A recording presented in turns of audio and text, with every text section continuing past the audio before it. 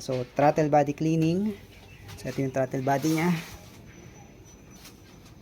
Ayan. So pubunutin yan para linisin, and yun, change oil na rin.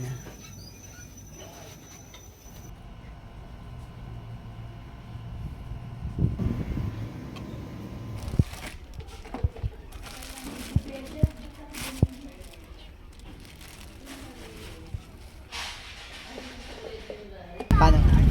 Dati kasi pag nagagas, medyo mabagal yung may delay yung yung arangkada. Ngayon pitik-pitik na lang. Umaarangkada na siya.